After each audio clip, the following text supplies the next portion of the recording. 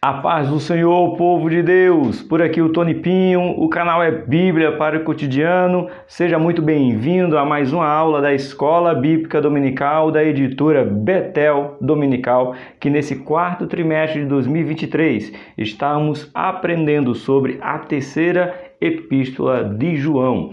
E o centro da epístola de João é ser servo. Ser servo, discípulo. Ser discípulo, se tornar um discipulador. Então, é uma reação que Jesus nos chama para ser filho. Filho, servimos ao reino como discípulo de Cristo. Sendo capacitado pelo Espírito Santo, nos tornamos discipuladores. E nós chegamos na lição de número 8. Parabéns para você que chegou até aqui, E a gente pode fazer assim, meio da revista, literalmente onde bate os grampos, ou 8, lição 8, que será aplicada na sua igreja no dia 19 de novembro de 2023, que tem como título O Verdadeiro Discípulo. Servo cuidadoso, exemplar e fiel ao seu sumo pastor. Aqui representando é Jesus Cristo, tá? O sumo pastor não é o teu pastor, não, é Jesus Cristo. Como é que está a nossa honra, o nosso serviço para o nosso sumo pastor? Será que estamos honrando o nosso pastor na terra? E o meu pastor Romualdo, pastor Eli e pastor André. São os 3 pastores que nos lideram aqui na AD e na MAR. Mas e a Jesus? Eu honro Jesus como eu honro os meus 3 pastores? Ou vice-versa? Eu honro a Jesus, os meus 3 pastores como eu honro a Jesus? Eu honro Jesus porque mas e na terra? Ele deixou pastores. Para quê? Para que nos conduzisse. Eita Jesus! Assunto bom? Muito bom. Meus irmãos, eu tenho percebido algo dos que já foram. Não tem como eu falar com os que já foram. Parece que esse assunto de discipulado não agradou muita gente. Porque os vídeos do canal, da Escola Bíblica Dominical, ele geralmente dava 4.000, 5.000 visualizações. E eu percebi que está caindo para 2, 3.000 pessoas. Gente, discipulado é bíblico. É princípio você ser um discípulo e ser um discipulador. Então, não deixa de aprender. Você que ainda está por aqui, que quis ficar para aprender a palavra de Deus. Vamos entender e colocar em prática esse discipulado. Vamos lá? Hoje vamos começar com o nosso texto áureo. Está escrito em 2 Timóteo 2,15. Eu dividi hoje a minha aula com a minha amiga professora Edileuza, que chamo carinhosamente de Dude. Eu não, né? Toda a família chama ela de Dude. Eu dividi a minha aula com ela hoje, a aula número 7. Eu ia ministrar na minha igreja e ela estava lá e ela ia ministrar também. Aí o que nós fizemos? Juntamos as 2 salas e fizemos uma aula só. Eu ministrei o ponto, a introdução e ponto 1 e entreguei para ela e foi uma aula maravilhosa. Isso se chama fazer discípulo, tá bom? É só para você entender que o formar outros professores como é importante. 2 Timóteo capítulo 2, verso 15. Procure apresentar-se a Deus aprovado, como obreiro que não tem do que se envergonhar, que maneje bem a palavra da verdade. E pegando uma palavra da professora Dude, ela disse que, e eu concordo com as suas palavras, que infelizmente nós, aí ela apontou para mim, né? E dizer, você, presbítero Tony, meu amigo presbítero Tony, quando você ouvir alguém no púlpito pregando heresia, é sua responsabilidade de repreender e dizer, nós não comungamos com essa falácia, não é bíblico, não é princípio. Eita! E é verdade, irmãos, nós temos que ser obreiros aprovados para que nós possamos manejar bem a palavra e defender das mentiras desses falsos pregadores. É isso aí. Número, gênero e grau, concordando com a minha amiga professora Edileuza. Verdade aplicada. O bom discipulador procura servir ao rebanho com fidelidade ao sumo pastor, dedicação, sendo exemplo e sem ganância. Tem quem faça bem? Tem. Com ganância? Tem. E o que é que cabe para mim e para você?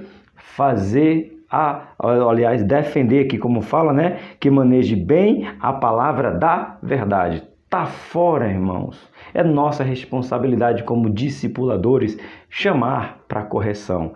Correção com amor. Sim, toda correção com amor, ela vai trazer o efeito. Mesmo que as pessoas não queiram ouvir no momento, quando você diz não está escrito assim, você está ensinando, orientando, corrigindo por amor. Os objetivos de hoje é ensinar que não se faz nada sozinho. Isso aqui é sensacional. Mais uma vez, precisamos entender que nós somos corpo e cada um pode fazer um pouquinho e juntamos tudo para o reino. Ninguém faz nada sozinho. Segundo objetivo, mostrar os deveres dos discipuladores. Aí vai falar comigo, vai falar com você, professor. Quais são os nossos deveres como discipuladores? Terceiro, motivar o discipulador a ser exemplo. Isso mesmo. Não basta apenas dizer assim, eu ensino a palavra. Tá, mas você ensina, mas é praticante? Olha a diferença. Uma coisa é ensinar, outra coisa é saber se você pratica.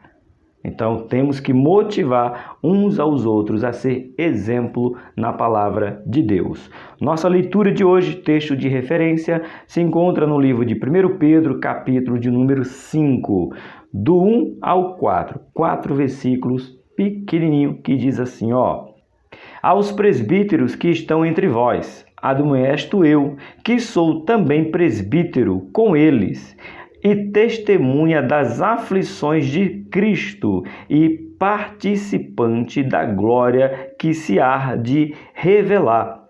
Apacentai o rebanho de Deus, que está entre vós, tendo cuidado dele, não por força, mas voluntariamente, nem por torpe ganância, mas de ânimo pronto, nem como tendo domínio sobre a herança de Deus, mas servindo de exemplo ao rebanho. E quando aparecer o sumo sacerdote, alcançareis a incorruptível coroa de glória. Olha o que nós encontramos Pedro dizendo, né? Que ele também é presbítero, então não tem problema nenhum, tá? Você é pastor, irmãos, o presbítero é tanto quanto, cuida do rebanho de Deus tanto quanto, tem responsabilidade ou até maior. Esse negócio de receber nomenclatura, às vezes atrapalha mais do que ajuda. Presbíteros, sirvam com alegria. Pastores, sirvam com alegria. Não importa a sua nomenclatura, porque a nomenclatura mais importante recebeu você, discipulador.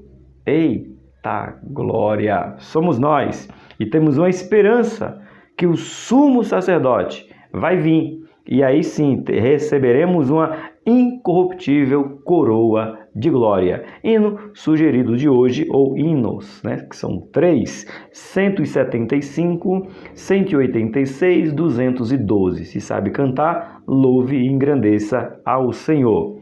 Motivo de oração de hoje: ore para que o discipulador não tenha medo de formar líderes melhores do que ele. Irmãos, eu acho que tenho certeza que Deus proporcionou hoje, esta manhã, que eu estou gravando no domingo, eu dividi a aula com a Dude.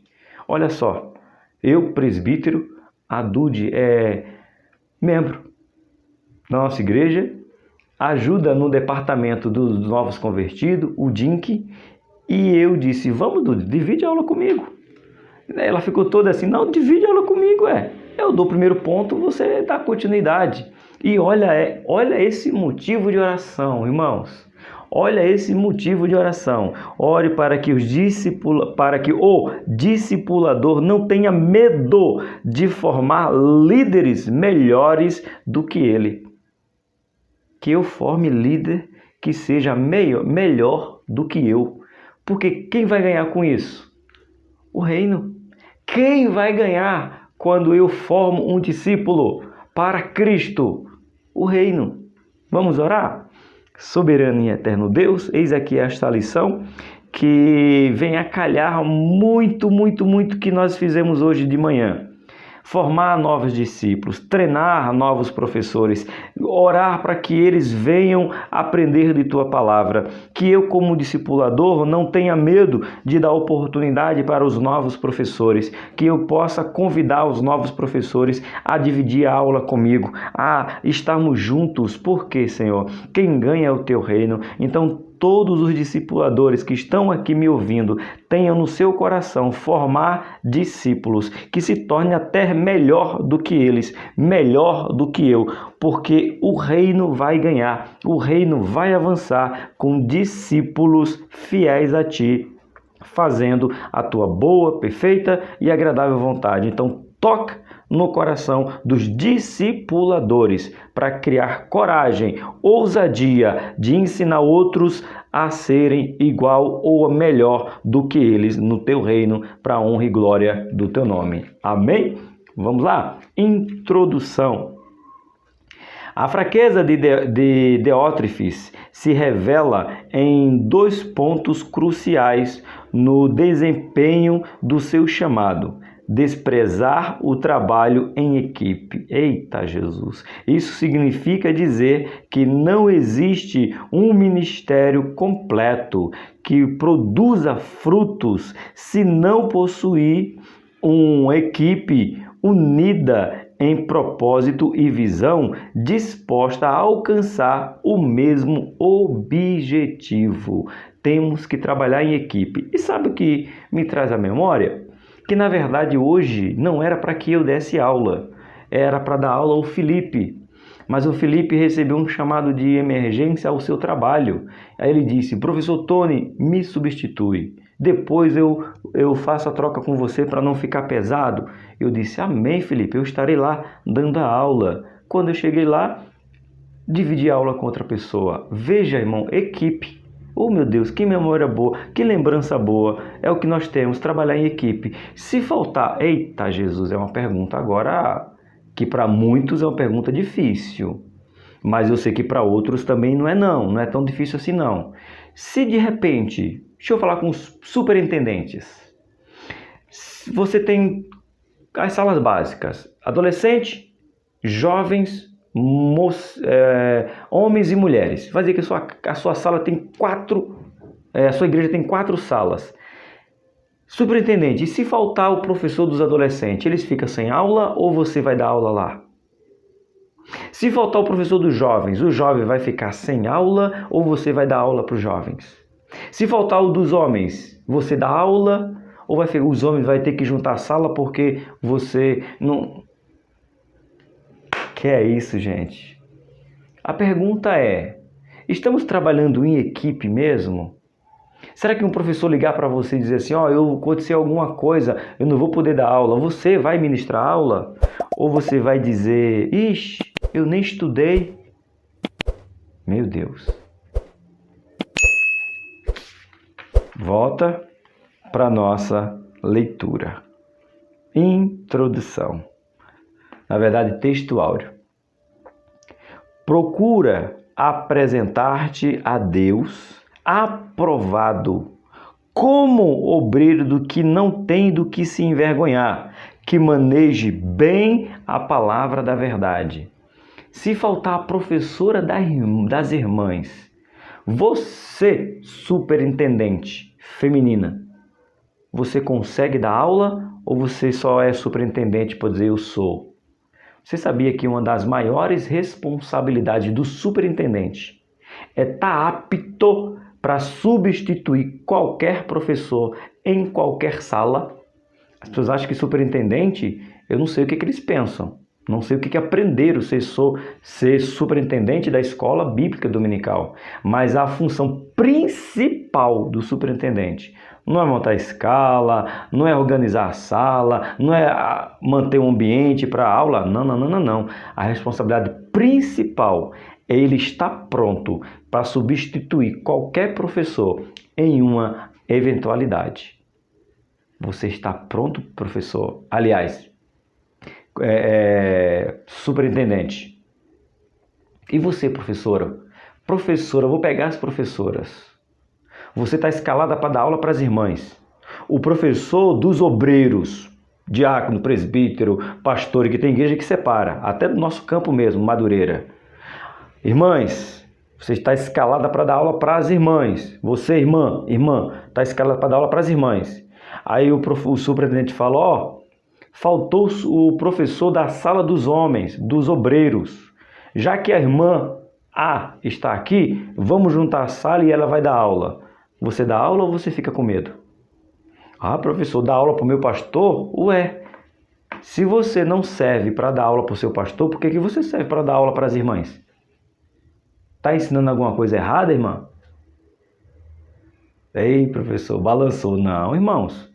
Se eu dou aula para jovens, eu sou capacitado para dar aula para os obreiros. Não, é sim. A lição é a mesma. Olha o título da revista. Você já leu aqui, Adultos. Agora eles tiraram jovens e adultos, mas aqui é jovens e adultos. Mocidade aprende com essa revista, porque Conecta Jovem já é outra faixa etária. O Viver Mais já é outra faixa etária. Então, uma pergunta para vocês. Eu quero que vocês pensem e repensem se isso não acontece. Principalmente as irmãs que dizem que não tem medo de dar aula para os obreiros. Medo de quê, irmão? Que eles te façam perguntas capciosas? Mais uma vez, 2 Timóteo, capítulo 2, verso 15. Se você não é apta para dar aula para obreiro, então você também não é apta para dar aula para os jovens. Se você não é apto para dar aula para os obreiros, também não é apto para dar aula para as irmãs e vice-versa. Não despreze o dom que Deus te deu. Você dá aula do seu jeito simples, do seu jeito resumido, do seu jeito que só você tem, mas você é apta para dar aula para os presbíteros, para os evangelistas, porque você está ensinando algo padrão. Escola Bíblica Dominical. Eita, mexi no vespeiro, mas é uma verdade. E vice-versa. Tem irmão que fala assim, irmão, não gosto de dar aula para as irmãs não. Por quê, irmãos? Você não sabe se comportar diante de uma sala feminina? Não gosto de dar aula para os jovens, não. Por quê, irmãos? Você não sabe dizer que Jesus é bom para o jovem, não? Então reveja os seus conceitos. Você é apto para dar aula a qualquer classe. Recebe aí, professores e professoras. Ponto 1. Trabalho em equipe. Amo trabalhar em equipe. Divido tudo. Gosto de compartilhar tudo. Gosto de estar dividindo as minhas aulas, os meus estudos. Eu gosto de trabalhar em equipe. Eu sou a pessoa que trabalha em equipe. Diz assim: ao iniciar o seu ministério, Jesus recebeu homens para a sua equipe ministerial. Ele reuniu pessoas simples como alguns pescadores, mas também de outros níveis sociais, como um cobrador de impostos, para serem seus discípulos. O termo discípulo do grego significa seguidor ou aprendiz. Marca essas duas palavras aí. Discípulo do grego significa seguidor, aprendiz. Tem alguém te seguindo e tem alguém sendo o seu aprendiz, professor. O objetivo de Jesus era formar homens capazes de trabalhar com ele em prol do reino de Deus. Eita glória! Bora ler Marcos, capítulo de número 1. Abre aí, Marcos, capítulo de número 1, verso de número 15. E Jesus disse: vinde após mim, eu farei que sejais pescadores de homem. Foi a eleição aqui chamando os seus discípulos. Aqui Simão, André, aqui vem João, aqui tem a chamada dos seus apóstolos, se tornando o primeiro discípulo para depois chamado apóstolo. Jesus, irmão, trabalhou em equipe. Não existe uma escola dominical sem uma equipe. Não existe uma igreja que não trabalhe em equipe. Não vai. Tem que ter equipe. Jesus montou a sua equipe. Quem somos nós para querer se isolar, se Jesus mesmo chamou para andar em equipe com ele? Merece um glória. Aleluia! Jesus sempre exerceu sua missão com confiança, firmeza e amor. Nada e ninguém poderia o deter, seja com o objetivo de dizer: estou treinando porque eu vou e vocês darão continuidade. Então, trabalhe em equipe. O assunto hoje é muito mais falar sobre a equipe, honrando quem? O sumo pastor, que é o meu, o seu, o nosso Jesus. 1.1 Discipuladores saudáveis. Isso é um assunto impressionante, de extrema relevância. Quando você tem discipuladores doentes, eles treinam discípulos para ser doente. Em que sentido, professor? Fala mal, magoado, aí magoa. O pior, irmãos, o pior de todos é aquele que inflama os outros. Ele não só se contém de falar mal, ele incentiva o outro a falar mal. Isso aí precisa, por isso que tem que ter um discipulado saudável, para que a gente não venha criar discípulos doentes. Eita, é forte, Jesus. Pedro, que exerceu uma liderança saudável, se colocou com a mesma importância ministerial dos demais ao dizer que era um presbítero como eles. O termo presbítero em grego, presbutério, que significa ancião de idade. Aqui a gente pode até remeter um pouquinho para a lição que foi aplicada hoje. Idade não tem a ver com maturidade. Aí eu usei até o exemplo da senhora aí que todo mundo conhece, que diz que vai para o inferno todo dia e volta, ela tem acesso livre ao inferno, né? Não quero falar o nome dela, mas você já deve ter ouvido falar dessa mulher aí. Ela deve ter mais de 70 anos, tem idade, mas não tem maturidade nenhuma. Então, não significa ter idade, significa ter maturidade. Essa foi a lição de número 7. Mas aqui ele está dizendo que o termo presbítero é ancião de dias, ou ancião de idade, como está aqui, né? Referindo-se à maturidade espiritual daquele que ocupa essa função. Diótrefes era imaturo e inseguro, ao contrário de Gaio, chamado por João de amado, pois acolhia os irmãos com amor. Então, a gente se depara com alguns obreiros que não acolhem com amor, é verdade. Por isso que nós estamos aprendendo a acolher os nossos amados irmãos em amor. Não sejamos nós Diótrefes, sejamos Gaio e Demétrio. Então não importa a idade, importa a maturidade. E como ele falou aqui, Pedro se colocou como presbítero, porque aí quando Pedro coloca como presbítero, ele está dizendo assim: eu sou igual a vocês, irmãos. Vamos continuar, né? A lição de hoje, lição 7, quando Pedro fala para Timóteo: ninguém despreze a tua mocidade. Ele está dizendo assim, que respeito, não é porque você está começando a dar aula agora que as pessoas têm que te desrespeitar, porque o que Deus te deu, Deus te deu. E um professor que tem medo de ver outro professor dando aula começando agora, é porque ele é fraco, ele é um Diótrefes. Ele tem medo que esse professor se sobressaia, aprenda mais, busque mais, se entregue mais, se dedique mais, e tem medo, sabe de quê? De ouvir o que Saul ouviu. Esse professor ensinou tudo e eu entendi tudo. Toda vez que ele fala, eu entendo tudo. Ele explica que eu entendo tudo. E ele não ouve dos outros.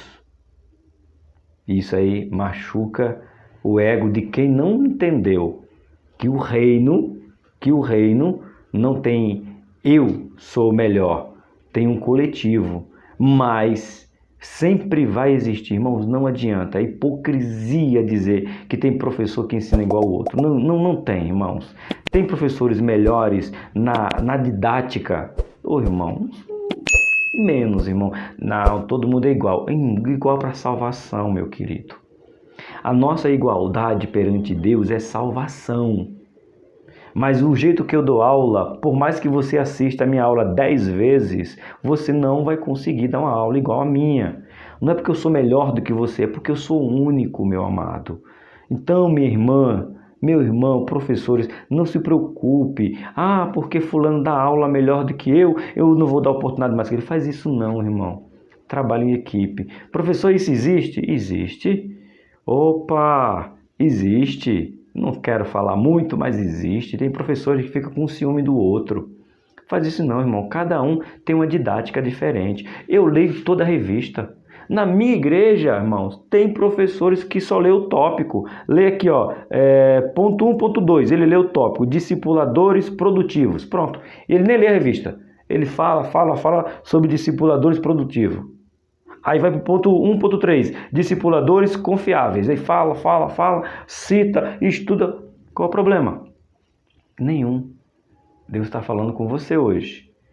Faça discípulo, porque o sumo sacerdote é que vai requerer de suas mãos. Amém? 1.2, discipuladores produtivos. Como é que é a tua produtividade para o reino? Tenho dito sempre, não faça apenas o que lhe pede. Faça o que se tem que fazer. Fazer o que pede é ouvir de Jesus, servo inútil. Então, seja produtivo ao ponto de fazer o que necessita ser feito. Tá bom? Vamos lá. O verdadeiro discípulo de Cristo precisa estar seguro em si e principalmente em Deus, disposto a fazer discípulos melhores, sem que isso possa criar sentimentos egoístas. Jesus não era o exemplo de Diótrefes, pois ao contrário dele disse: digo que aquele que crê em mim também fará as obras que eu faço e as fará maior do que estas. Menino, eita Jesus, você está ouvindo o sumo pastor dizendo que eu, como seu discípulo, vou fazer as mesmas obras que ele e ainda posso fazer mais. Que é isso, gente? Mas mais em que, professor? Nós vamos ser maior do que Jesus? Não, amado, não foi isso que ele disse. Mas ele disse, vai fazer a obra maior do que ele, então vai ser maior do que ele. Não, amado. Aqui o texto eu estou indo para o Pai com 33 anos. O ministério de Jesus começa com 30, porque é a idade judaica para poder exercer o ministério sacerdotal, profeta, para exercer o ministério, tinha que ter 30, a idade do sinédrio, enfim. E ele começou com 30, terminou com aproximadamente 33 e meio. Tem uma divergência aí de pelo menos 6 meses, 1 ano. E você já está na igreja há quantos anos? Eu já estou na igreja há 23. Ou seja, eu já passei mais tempo no ministério do que Jesus. É nesse sentido. Mais obras.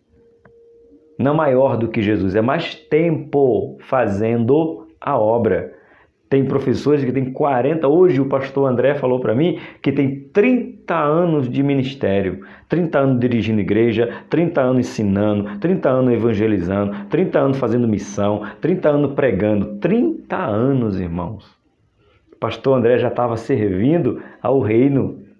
Então é nesse sentido, obras que ele está falando maiores, é o tempo de obras que você tem para fazer.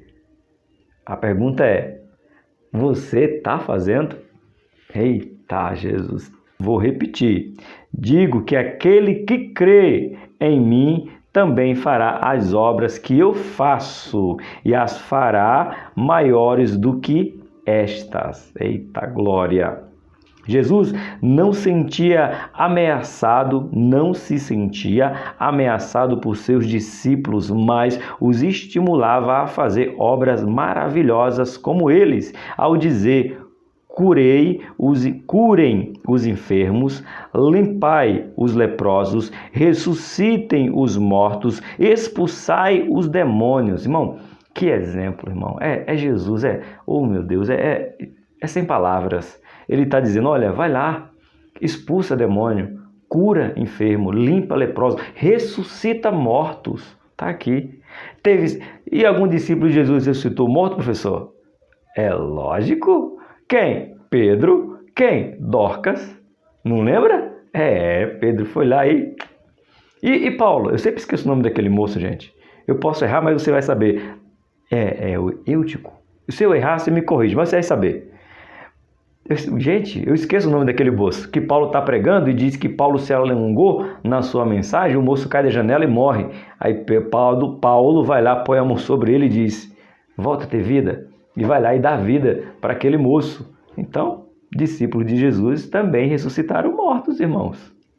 E Jesus ficou com ciúme, não. Jesus disse: eu acho bom, continue assim. Foram para isso que vocês foram chamados, para fazer obras maiores. Eita, glória gloriosa! Pedro faz as mesmas obras que seu mestre. Ele pregou para multidões, levando centenas à salvação. Curou enfermo como o paralítico Emaús. E ressuscitou Dorcas, mudando a morte se levantar. João era líder de Diótrefes, Gaio e Demétrio, mas apenas os dois últimos foram reconhecidos e elogiados por suas realizações. Gaio era fiel em tudo o que fazia para os irmãos, e Demétrio era um cooperador de excelência reconhecida pela igreja. Que é isso, gente? É maravilhoso, não é? É simplesmente maravilhoso poder servir a Deus com a autorização, o amor de Jesus para alcançar outras vidas. Então você tem a responsabilidade de levar essa palavra aonde você estiver. 3.1. Que é isso, professor? Pulou toda a lição. Não vou cortar, não. 1.3. Misericórdia, Jesus. Discipuladores confiáveis. Eita, Jesus. Apertou sem abraçar. Será que o nosso pastor local pode confiar no que nós estamos ensinando para os novos convertidos? Para a sala? Lembra que eu comecei? Professor, eu não consigo dar aula eu sou professora das irmãs, eu não consigo dar aula para os obreiros. Por quê? Está ensinando alguma coisa errada, irmã? O professor dos jovens, eu não consigo dar aula para a sala dos varões. Por quê? Você está ensinando alguma coisa errada, meu querido? Não, professor, porque eles sabem muito. E está ensinando Bíblia? Está ensinando a base, a revista? Qual é o problema? Quem é confiável dá aula, irmãos. Eu só não consigo, professor Tony Pinho, eu só não consigo dar aula para a garotada de 10 para baixo. 12, né? Que é a turma do 12. Do 12 para baixo, eu não consigo dar aula. Não é que eu não sei, é que a dinâmica deles é diferente da minha. Mas da turma do Viva Mais, da Escola Bíblica Dominical, deixa eu ver se tem a revista aqui, não tem, né? Eles não colocam. Do Viva Mais, Conecta Jovens, irmãs, varões, para mim, irmãos, é normal.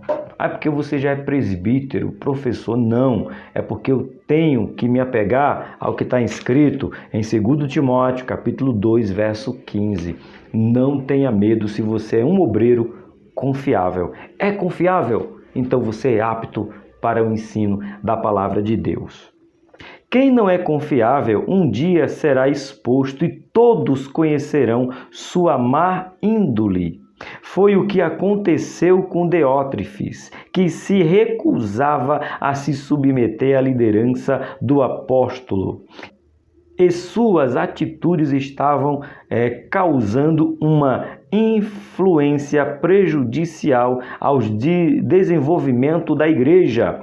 Gaio e Demétrio tinham boa reputação e foram reconhecidos pela lealdade e pela verdade. E aqui, irmãos, temos que tomar cuidado e orientar e trazer para perto. Por quê?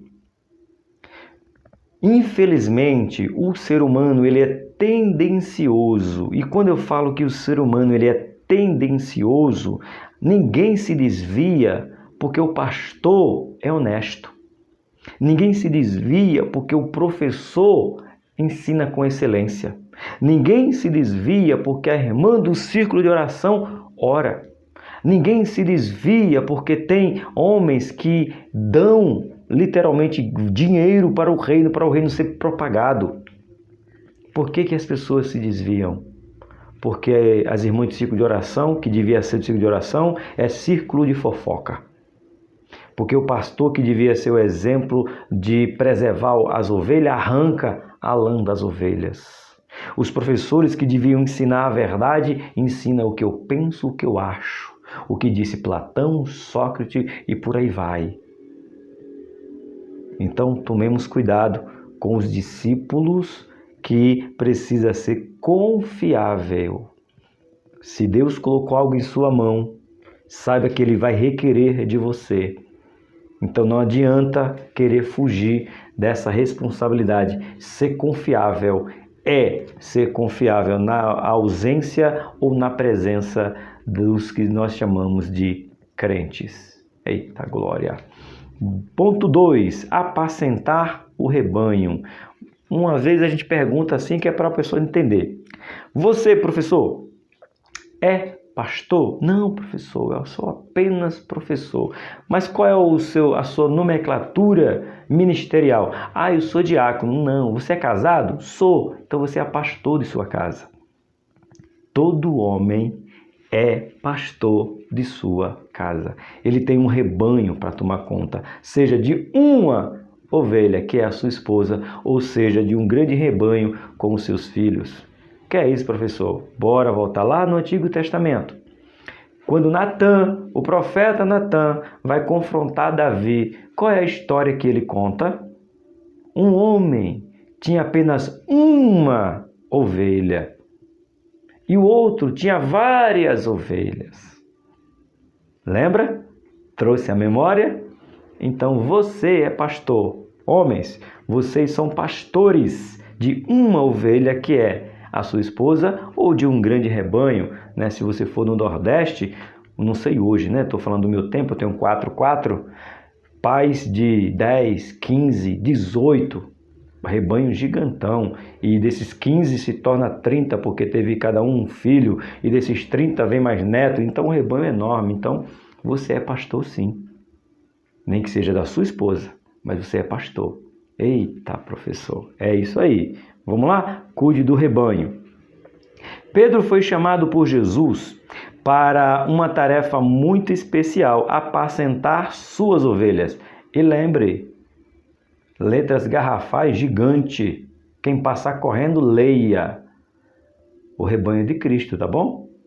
Você está apenas cuidando. Você é apenas o mordomo desse rebanho. Não diga de passagem, não. Diga bem enfático. O rebanho não é seu, é de Cristo. Você está apenas cuidando para Ele, porque Ele é o sumo pastor. Apacentar, no grego, uma expressão usada para indicar cuidado, provisão, conduzir, guardar. Eita glória! O dever de um bom discípulo de Cristo que exerce a autoridade sobre os outros é promover o bem-estar físico e espiritual de todos aqueles que estão submissos a esta autoridade. Diótrefes não agia assim. Ele agia como um discípulo que cuidava de si mesmo. o que Deus condena, em vez de cuidar das ovelhas voluntariamente e com ânimo, como Pedro ensina. Bora abrir Bíblia, principalmente, deixa eu marcar para que eu não me perca, que é normal, livro de Ezequiel. Bora ver? Ezequiel, Isaías, Jeremias, Ezequiel. Ezequiel 30, lá no finalzinho. Ezequiel 34, o verso de número 2. 4.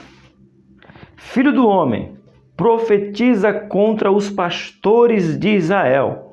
Profetiza e diz aos pastores: assim diz o Senhor Jeová: ai dos pastores de Israel que se apacentam a si mesmo, não apacentarão os pastores as ovelhas? Diga ai. Pastores que apacentam a si mesmo. Diga, pastor, um exemplo, nos explica um tanto quanto mais. Pastores que abrem ministério e não tem ninguém que possa corrigi-lo, ninguém que possa orientá-lo. Professor, mas está falando de convenção? Não, eu estou falando que um pastor que não tem ninguém que ele possa passar por um crivo, que ele possa ser orientado, porque ele é literalmente o dono da igreja, como nós passamos, ele está apacentando a si mesmo.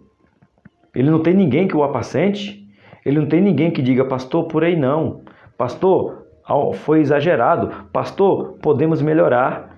Pastores que apacentam a si mesmo, isso aí. E mais quem?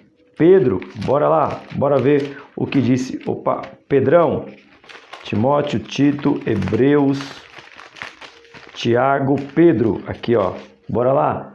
Pedro, capítulo, 1 Pedro, isso, 1 Pedro, capítulo de número 5, passa para cá, 4, 5, o verso de número 2.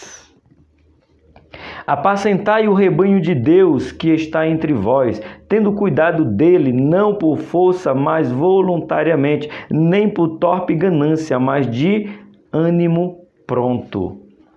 Pastores que não querem dividir o ministério com outro pastor, porque primeiro se sente o dono da igreja, e a honra é toda dela. Você já viu essas igrejas, irmãos? Tem que falar. É escola bíblica, neopentecostal, que o pastor ele abre o culto, ele dirige o culto, ele prega, ele ministra a bênção apostólica, ele faz tudo. Que é isso, gente? Cadê o trabalho em equipe? Eu amo. Ontem foi ceia, o meu pastor Eli me chamou para que eu fizesse a oração, que nós somos assembleanos, né? Quem precisa de oração? Eu e minha casa, a irmã enferma, a irmã doente, o porta de emprego, não tem? Na minha tem isso aí ainda não morreu. Presbítero Tony, vem aqui orar pelo esse pedido. Oremos, orei. Quando o meu pastor terminou de ministrar a ceia, ele falou: professor Tony, presbítero Tony, faça a leitura da ceia. 1 Coríntios, capítulo 11, do 17 ao 32. Faça aqui a leitura. Fui lá e fiz a leitura. Terminando a leitura, o pastor falou: presbítero Tony, ore sirva a ceia para os ministros, para os obreiros do púlpito. Então eu fui lá e o cálice eu distribuí. E minha igreja, irmão, não é uma igreja pequena. Nós temos 350 membros. Deve ter uns 30, de 25 a 30 obreiros de púlpito. O pastor sai dividindo, mas ontem o meu pastor, segundo o pastor Eli, achou graça em me dar para fazer um serviço. O meu pastor local, o pastor Romualdo, achou de eu fazer as duas funções. Pastores que não dividem nada, irmãos. Quem dirigiu o culto? Pastor Eli, para o pastor Romualdo pregar, irmãos. Professores, divida suas aulas. Tenha essa desenvoltura, porque isso é mandamento. Isso aí isso é instrução de Jesus. Tá bom? Bora fazer essas instruções. Precisamos fazer um com os outros, tá bom? Não sejamos nós como Diótrefes, que era egoísta, pensava só em si. 2.1. Ser cuidadoso. Como é que está o cuidado, o seu cuidado pelas coisas de Deus? Vamos ver? Pedro tinha a ordem de Jesus em seu coração e doutrinou os demais discípulos que exercesse o cuidado e direcionamento às ovelhas de Cristo. É dever daqueles que estão nesta função exercer o seu chamado com o compromisso de alimentar, proteger, guardar, defender, ensinar as ovelhas que estão sob sua responsabilidade, tendo Jesus, o bom pastor que dá a vida pelas ovelhas, como exemplo. Ter amor e zelo é essencial importância para Deus. Então, nossa responsabilidade como pastores da nossa casa, da igreja, do rebanho de Cristo é alimentar o povo com palavra. E não só com palavra, alimento físico do corpo. Precisamos cuidar com zelo. 2.2. Ser voluntário.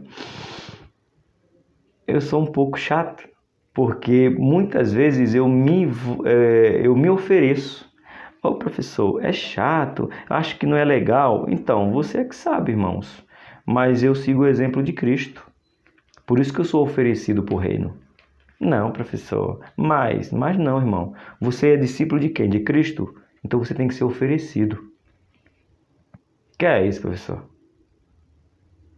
Cristo se ofereceu em meu lugar. E por que eu não posso me oferecer para trabalhar para o reino? Pensou nisso, crente? Cristo se ofereceu para morrer no meu lugar. E por que eu não posso me oferecer para ficar na cantina? Por que eu não posso me oferecer para limpar o chão, para abrir a igreja, para fazer a oração, para tocar, para cantar, para ensinar? Se Cristo já se ofereceu por mim, seja voluntário. Seja como Paulo. Se gaste. Se empenhe. Mas também permita-se ser gasto. É isso aí, irmãos. Eita glória! Eu sei que tem gente que não gosta de se oferecer. Eu estou aqui, se me chamar eu faço. É mesmo? Imagina se Jesus dissesse isso. Pai, estou nem aí. Não me chamou mesmo? Eles não me querem mesmo? Eles não querem que eu morra por eles mesmo? Então não vou não. Tá, Jesus. Ainda que tenha recebido o chamado de Deus para o ministério, o discípulo de Cristo precisa agir com voluntariedade. E por isso Pedro os exorta a não apacentar as ovelhas por força, ou seja, obrigação. Você vai ter que fazer. Não, é voluntário. Paulo mostra que Jesus se entregou voluntariamente pelos nossos pecados. Gálatas capítulo 1, verso 4. A vontade é uma atitude muito importante para Deus, porque mostra a capacidade de escolha ou não de algo. Jesus escolheu ser nosso bom pastor, João 10:11. O desejo de Gaio e Demétrio era serem cooperadores que andam na verdade para que os propósitos espirituais fosse alcançado. Deus respeita a vontade humana, mas deseja que vivemos segundo a sua vontade, boa, agradável e perfeita. Romanos 12, verso de número 2. Então, que eu tenha, que você tenha, que nós venhamos ter sempre o desejo de ser voluntário para a obra. Não é se precisar de mim, tem que me chamar pelo meu nome, CPF, RG, nome da pai, nome de mãe. Que é isso, irmãos? Ser voluntário. Estar como voluntário para o reino. Faça isso aí, tá bom? Ou melhor, ensine, já que você está ensinando, já que você é professor, ensine que outros sejam voluntários para o reino. 2.3, ter ânimo.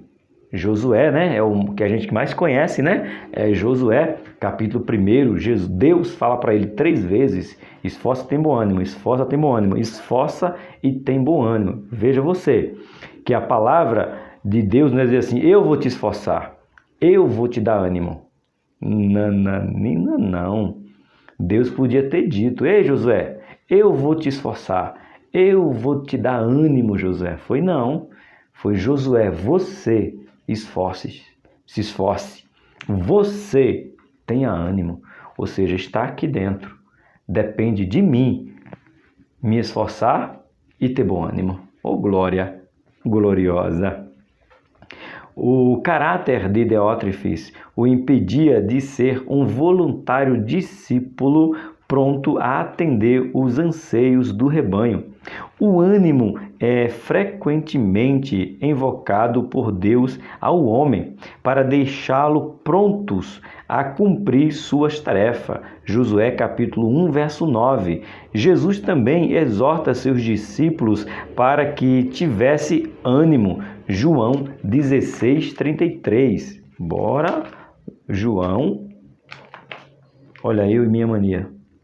João 16, não 6. João 16, 33. Aqui.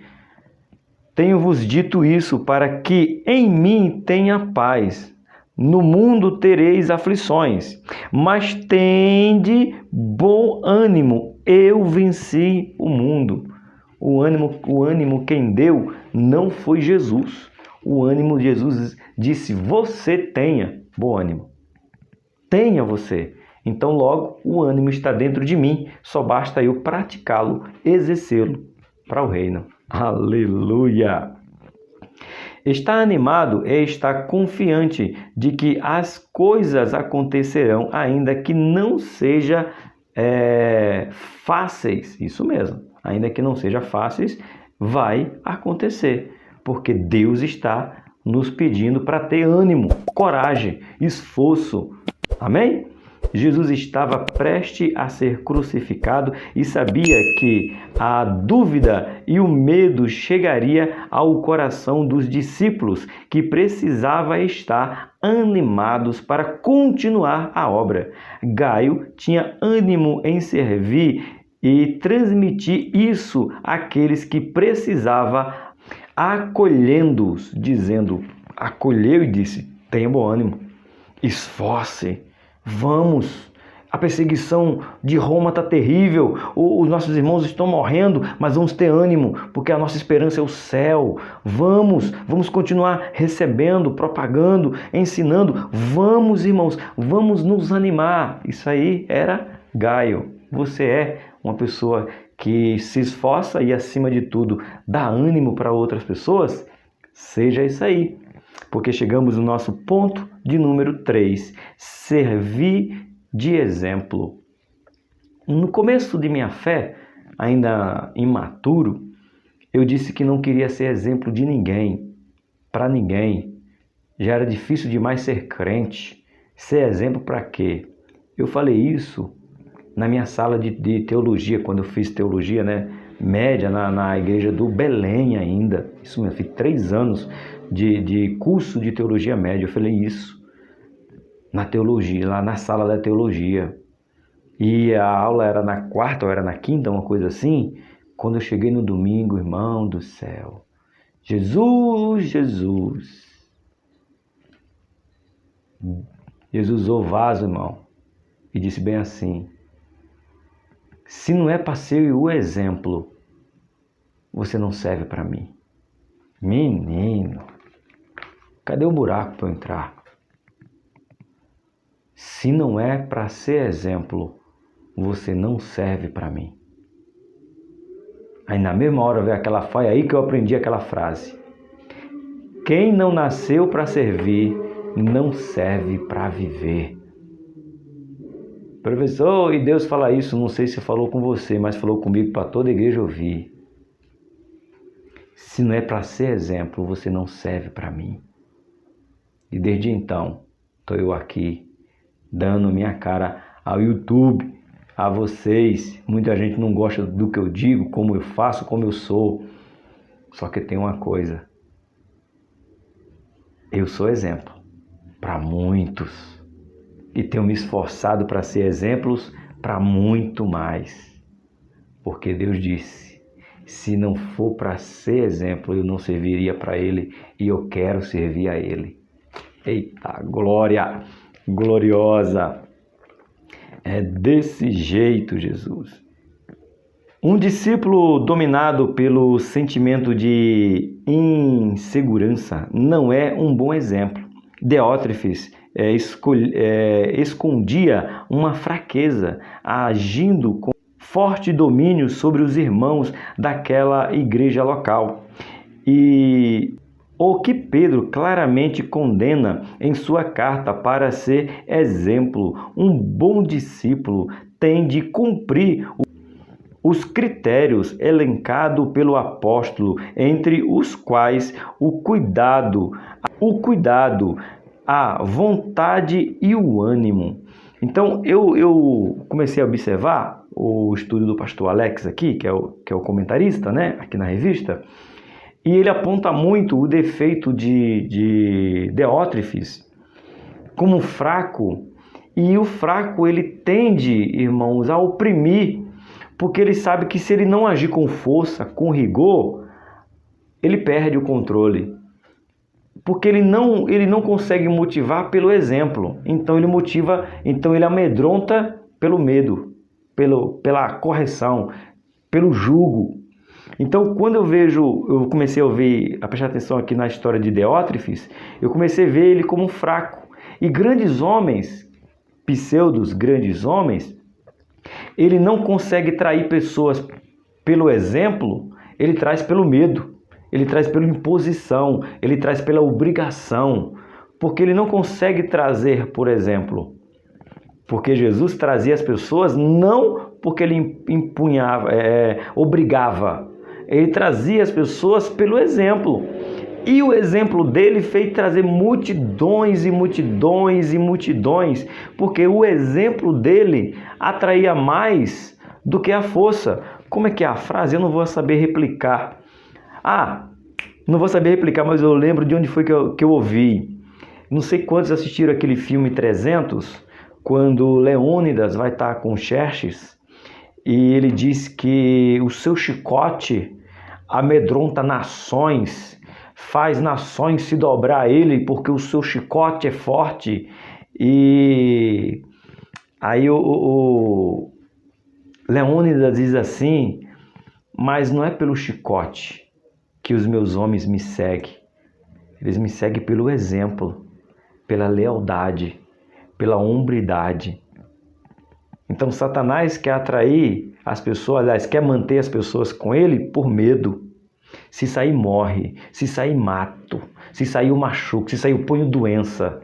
E Jesus diz assim, a porta está aberta. Eu quero que você fique por amor. Eu quero que você fique porque eu te amo. E não porque eu te obrigo a você me amar. Eita glória! Dá para pregar isso aí, irmãos? É lindo! 3.1. Ser livre da ganância. Eita, assunto difícil, Jesus. O que é ganância? É querer aquilo que não é meu, desproporcionalmente aquilo que eu possa ter. Ganância é eu querer o que não é meu, desejando ter proporcionalmente aquilo que eu não posso ter. Então tem muitos gananciosos discípulos? Tem. E o pior, que esses gananciosos, ele busca essa ganância dentro da igreja. E a igreja tem que combater essa ganância. Vamos lá. Ganância, no original grego, significa avidez, pelo lucro ilegítimo. O caráter de Diótrefes estava contaminado por sua fraqueza, sede de poder, egoísmo, maldade, rebeldia, desrespeito às autoridades eclesiásticas e ganância.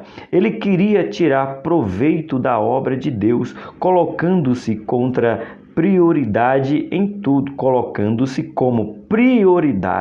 em tudo, agindo contrariamente ao que Jesus ensinou, que quem quiser ser o primeiro deverá antes ser o último. Marcos 9:35. Pedro exorta aqueles que são chamados para servir na igreja a se protegerem contra todos os tipos de ganância e egoísmo. Essa foi a marca ministerial de Judas, que o levou a perder seu ministério e sua própria vida.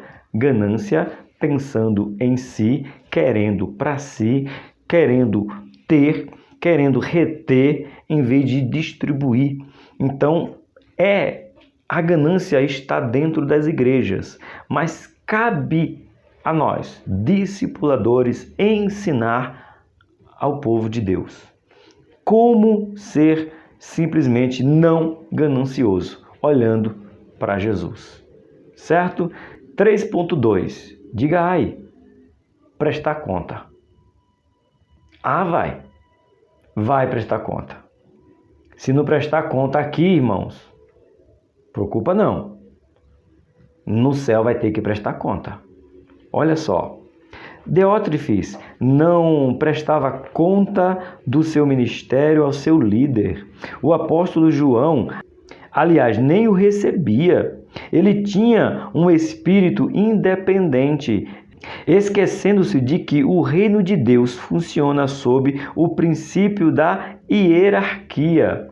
Lembra que eu falei desses pastores dono de igreja? Não tem ninguém, irmãos, ao lado dele, quanto mais acima dele. Eles governam só, eles lideram só, eles fazem tudo só, é tudo centrado neles. É verdadeiras heresias, verdadeira blasfêmia ao reino de Deus. Esses homens não tem ninguém que eles prestem conta na terra. Mas no céu vai ter.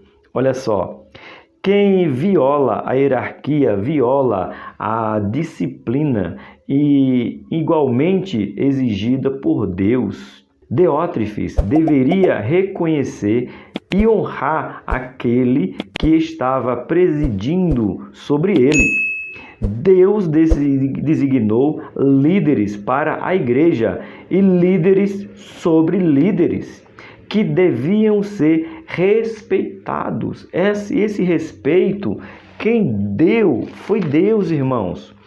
Abre aí sua Bíblia mais uma vez no livro de Atos de número 14, verso de número 23, que nos diz assim: e havendo-lhe por comum consentimento eleito anciãos em cada igreja, orando com jejum, os encomendaram ao Senhor que quem havia crido. Então, a história aqui nos diz que a igreja decidiu levantar anciãos para liderar a igreja local. E sendo ancião, que aqui nós já vimos, um espírito maduro, maturidade, todo um histórico para poder liderar a igreja, liderar o rebanho, liderar o povo. Então veja que a igreja que Deus ordenou e foi comungado por toda a igreja, levantar ancião para cuidar da igreja. Por isso, mais uma vez, cuidado com a igreja que tem pastor que não responde a ninguém. Está errado, está fora do padrão de Deus. Continuando no nosso ponto 3.3, nos caminhando ao final, né? Glória a Deus por isso. Diz assim: receber a coroa de glória. Prestar conta para que nós possamos receber uma coroa de glória. A recompensa para os verdadeiros discípulos que honram o seu chamado, Pedro encerra a sua palavra dizendo: "E quando aparecer o sumo sacerdote, alcançareis a incorruptível coroa de glória."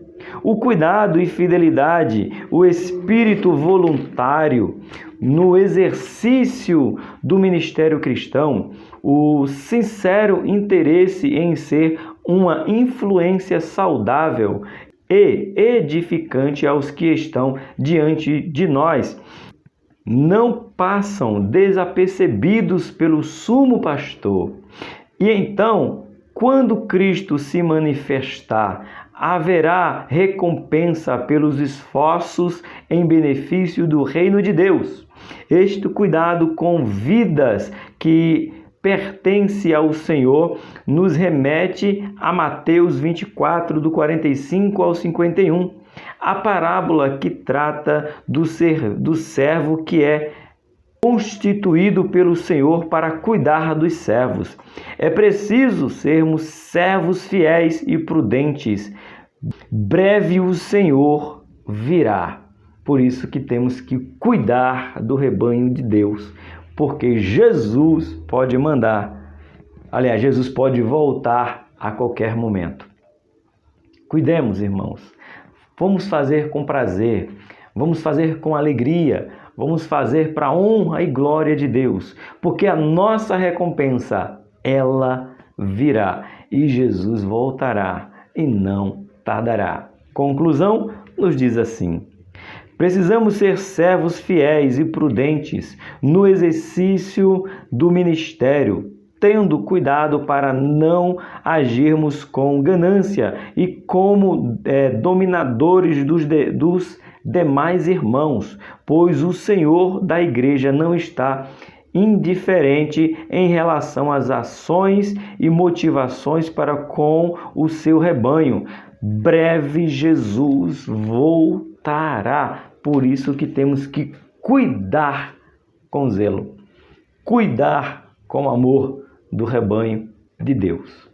Que Deus abençoe você, que você seja um excelente discipulador, que você não tenha medo de ministrar a sua aula para ninguém, porque se Deus te capacitou, Ele garante tudo. Mas não se esqueça, esforça e tem bom ânimo, não vem de Deus, é de você.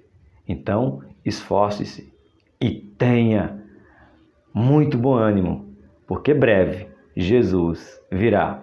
Por aqui, o Tony Pinho, o canal é Bíblia para o Cotidiano. Eu espero você em um dos nossos devocionais.